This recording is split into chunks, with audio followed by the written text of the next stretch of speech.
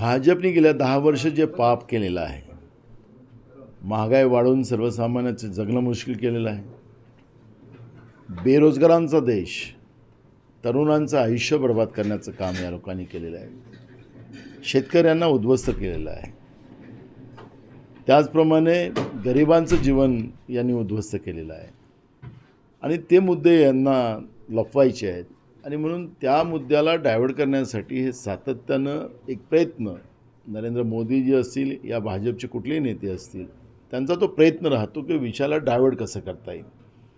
इथं आल्यानंतर मग नरेंद्र मोदीचं भाषण असेल, मला त्यांना सोलापूरच्या प्रश्नावर विचारायचं की 2019मध्ये तुम्ही भाषण केलं होतं की मिलिटरीच्या या ठिकाणी जे कॅम्प आहे त्याला मोठं टेलरिंगचं पूर्ण देशातल्या सगळ्या मिलिटरीचे कपडे इथून शिवले जातील आणि मोठे रोजगार आम्ही निर्माण करू. काय झालं त्याचं? त्याच्यावर का नाही बोललेत? 2 उड्डाणपुलाचा उल्लेख त्यांनी मागच्या वेळेस केला होता, त्याच्यावर का नाही बोललेत? आणि सोलापूरचा आवाज 2 टर्मला तो दिल्लीत गाजला नाही, लोकसभेत बोलला गेला नाही. त्यांचे पहिले 2014चे खासदार आणि आताचे खासदार हे दोन्ही खासदार मौनी बाबा राहिलेत. सोलापूरचा प्रश्न लोकसभेत मांडला गेला नाही. आज आम्ही जो उमेदवार दिलेला आहे ते जागरूक लोकप्रतिनिधित्व आहे, त्या प्रतिनिधीच्या बद्दलचं त्यांनी बोलायचं नाही. तुम्ही मागचे 2 खासदारासाठी जे मतं मागितले होते त्याचा फायदा आमच्या सोलापूरला काय झाला, सोलापूर लोकसभेला काय झाला ते सांगायला पाहिजे ना. जे आश्वासन तुम्ही दिलेत त्याचं पालन झालं काय, त्याच्यावर ते बोलणार नाही. धर्माच्या आधारावर त्यांचं राजकारणाची जी रणनीती आहे ती रटाळ त्यांची जी भाषणं आहेत ते लोकच स्वतः ऐकायला तयार नाही. म्हणजे परवा मोदींच्या सभेमध्ये कर्नाटकातून लोक आणावं लागली 400 रुपये देऊन प्रत्येकाला. म्हणजे आता मोदींचं भाषण ऐकायसाठी लोकांना पैसे देऊन आणावं लागतं आहे. त्याच्याच उलटं राहुल गांधींची सभा जेव्हा सोलापूरमध्ये झाली त्यावेळेस भर उन्हामध्ये 5 वाजता राहुल गांधीजी येणार होते, पण 1-2 वाजतापासून लोक उन्हामध्ये उभे झाली आणि पूर्ण तो ग्राउंड स्वयंपूर्तनं लोकांनी भरला गेलेला होता.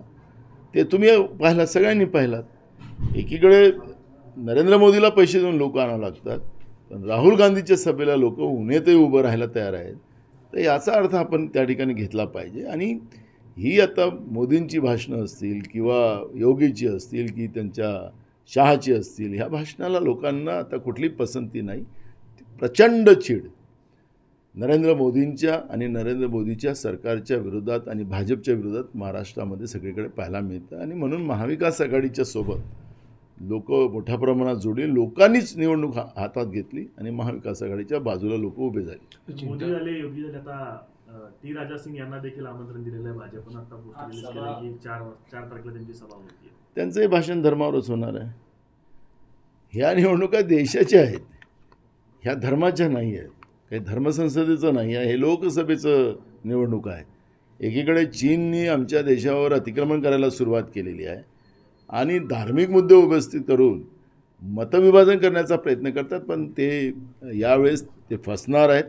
लोकांना ह्या गोष्टी आवडत नाही. लोकांनी हे मान्य केलेलं आहे की आता नरेंद्र मोदीचं सरकार आणि भाजपचं सरकार आम्हाला नको. आणि त्यांनी कितीही इथं वक्ते आणले आहेत, कितीही त्यांचे नेते आले आहेत, त्याचा कुठलाही अर्थ राहणार नाही. प्रणिती शिंदे बहुमतानं निवडून येईल आणि महाराष्ट्रामध्ये महाविकास आघाडी ही बहुमतानं सत्तेत येईल अशा पद्धतीचं चित्र आहे. अमित शहा